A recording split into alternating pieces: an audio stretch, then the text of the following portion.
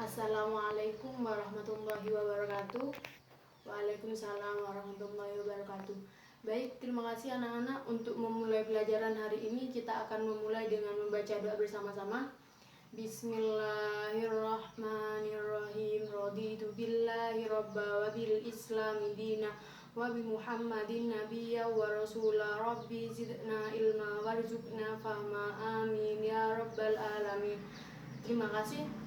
Selanjutnya, bagaimana kabar kalian sekarang, anak-anak? Bagaimana? Hari ini baik? Baik. Alhamdulillah kalau begitu. Ada yang absen? Alhamdulillah kalau semuanya bisa masuk ya. Kemarin siapa yang nggak masuk? Oh, kenapa? Sakit. Ya, dijaga ya kesehatannya biar tidak sakit. Jadi bisa terus menuntut ilmu. Baik, karena sekarang kita sudah melaksanakan absen, kita akan mereview tentang pelajaran kemarin. Kemarin kita belajar tentang akikah, betul. Ada yang tahu tentang akikah? Ya, coba silakan. Ya, yang disebut dengan akikah adalah suatu pelaksanaan atau suatu kegiatan menyembelih hewan dengan tujuan atau dengan niat sebagai bentuk rasa syukur atas kehadiran seorang anak. Kalau seumpama anak laki-laki, akikahnya berapa?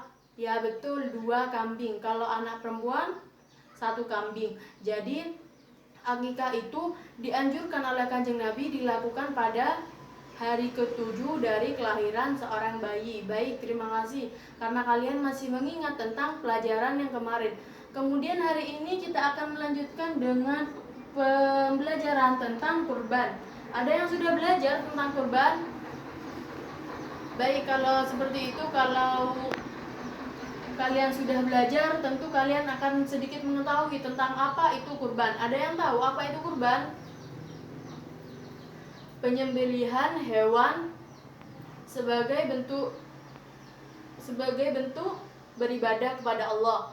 Baik, kita akan melanjutkan pada pertemuan ini dengan pembahasan tentang kurban, di mana hari ini kita akan membahas beberapa hal tentang kurban. Yang pertama yaitu pengertian dari kurban, yang kedua hukum dari melaksanakan kurban, kemudian yang ketiga ketentuan melaksanakan kurban, yang selanjutnya waktu diperbolehkannya melaksanakan kurban, yang terakhir yaitu hikmah yang dapat kita ambil dari melaksanakan kurban. Yang pertama pengertian, di mana hewan kurban biasanya dikenal dengan al-udhiyah, yang jamaknya adalah al-adal.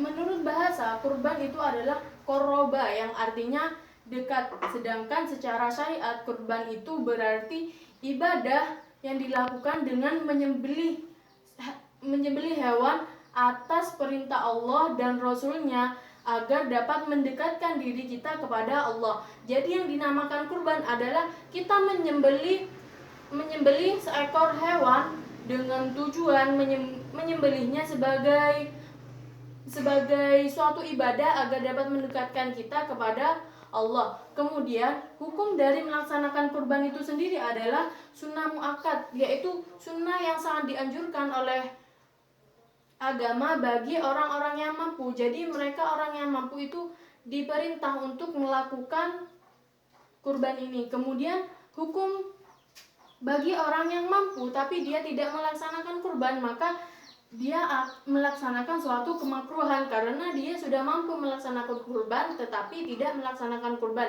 Di mana dalil tentang dianjurkannya atau perintah melaksanakan kurban itu terdapat dalam surat Al-Kautsar ayat 1 sampai 3 yang bunyinya Bismillahirrahmanirrahim. Inna a'tainakal kautsar fasholli lirabbika wanhar inna syani'aka wal abtar, yang artinya inna a'tainakal kautsar, wahai Muhammad, sesungguhnya kami telah memberimu nikmat yang banyak.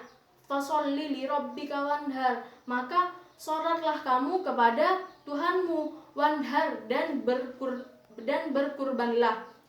Inna syani'aka wal abtar, sesungguhnya orang yang membencimu dialah yang terputus dari rahmat Allah.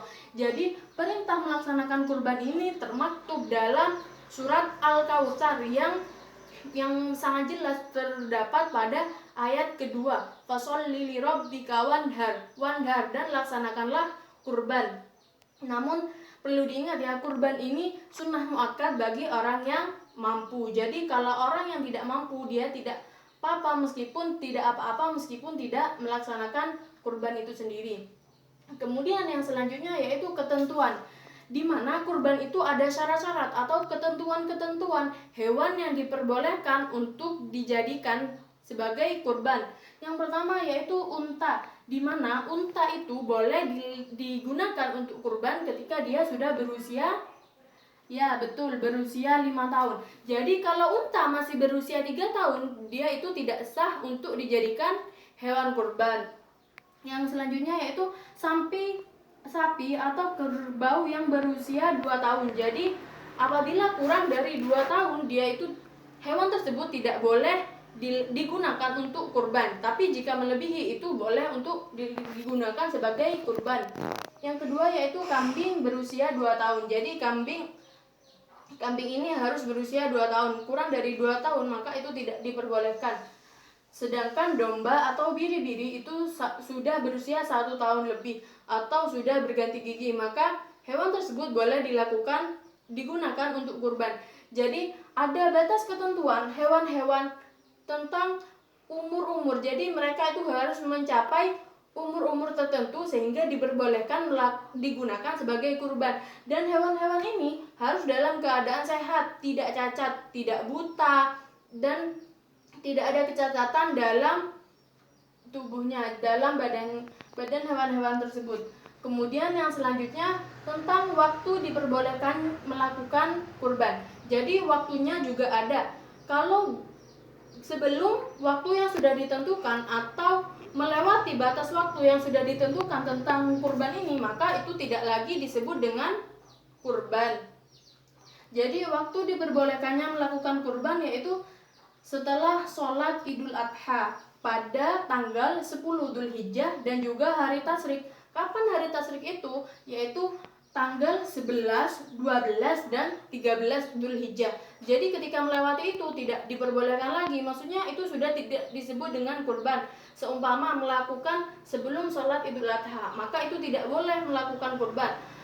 Terus umpama dilakukan ketika sudah tanggal 15 Dzulhijjah, maka itu tidak lagi disebut dengan kurban. Kenapa? Karena sudah melewati batas ketentuan diperbolehkannya melaksanakan kurban. Kemudian yang selanjutnya hewan-hewan yang bisa dijadikan kurban ya, seumpama unta, sapi, dan kerbau itu boleh untuk 7 orang. Sedangkan kambing, domba, dan biri-biri itu hanya diperbolehkan untuk 1 orang. Tentang 1 unta untuk 7 orang ataupun 1 sapi untuk 7 orang ataupun 1 kerbau untuk 2 orang itu boleh untuk 7 orang.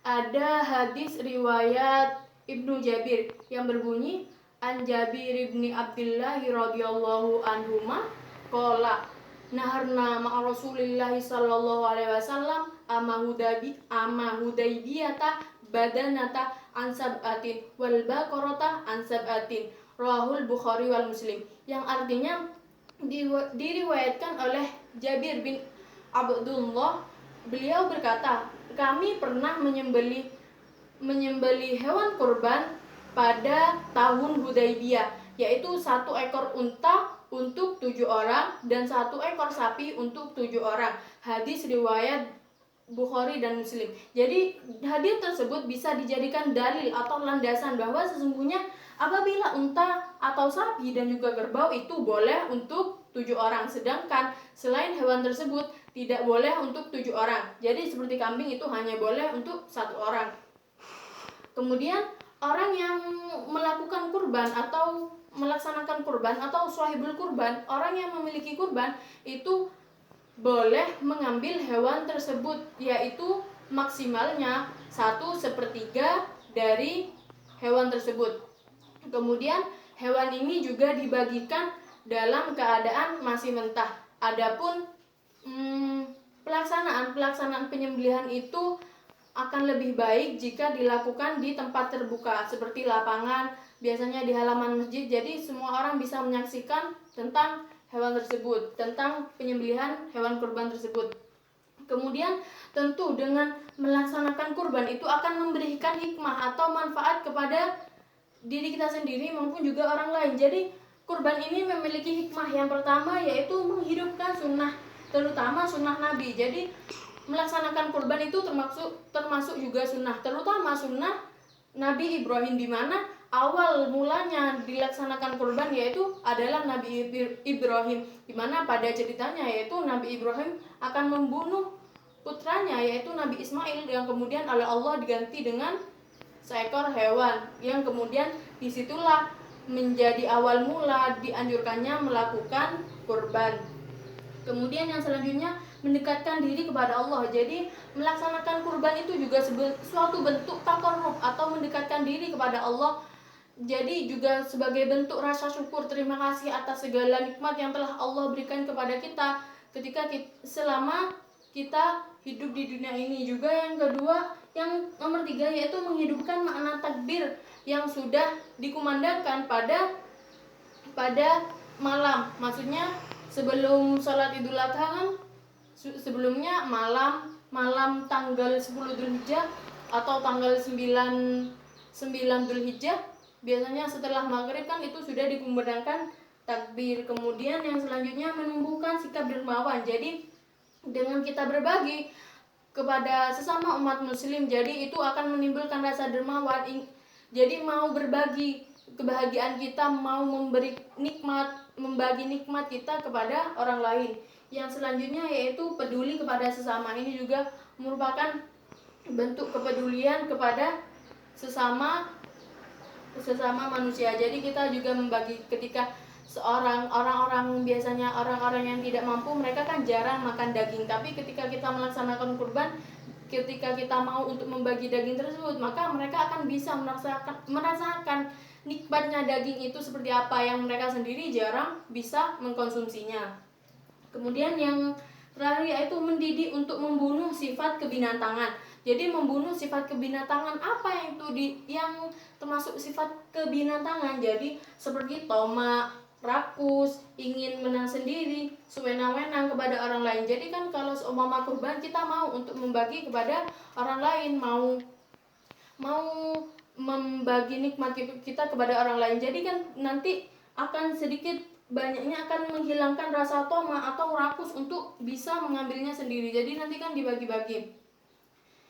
Jadi kurban itu memiliki banyak hikmah tentunya, baik untuk kita sendiri atau untuk orang yang melaksanakan kurban itu sendiri maupun untuk orang lain. Ini juga sebagai salah satu upaya agar kita dapat senantiasa membentuk atau menguatkan tali silaturahmi antar sesama, baik untuk keluarga kita sendiri ataupun untuk masyarakat luas. Jadi seperti itu anak-anak, hari ini ibu sudah membahas tentang pengertian, hukum, ketentuan, waktu, dan hikmah kurban. Mungkin ada yang ditanyakan? Sudah mengerti semua ya? Ya baik, kalau seperti itu alhamdulillah kalau kalian sudah paham. Jadi jangan lupa tadi sebelum ibu menjelaskan materi, ibu sudah membagikan kalian tentang soal terkait tentang pembahasan kita kurban. Jangan lupa kalian kerjakan di rumah, akan dikumpulkan pada pertemuan minggu depan. Jangan lupa untuk dipelajari materi saat ini yang telah kita pelajari dan materi yang akan datang. Jangan lupa untuk memahami lagi hikmah yang dapat kita implementasikan atau kita laksanakan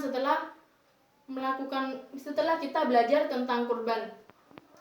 Jangan lupa PR-nya. Sekali lagi, hari ini pelajaran ibu rasa cukup. Apabila sudah tidak ada yang ditanyakan, mari kita tutup dengan berdoa bersama-sama. Berdoa mulai. Bismillahirrahmanirrahim. Subhanakallahumma wa bihamdika asyhadu an la ilaha illa anta astaghfiruka wa atubu ilaihi walhamdulillahirabbil alamin. Ibu rasa cukup sekian untuk pertemuan hari ini. Apabila ada kesalahan, Ibu mohon maaf yang sebesar-besarnya. Akhirul kalam, wassalamualaikum warahmatullahi wabarakatuh.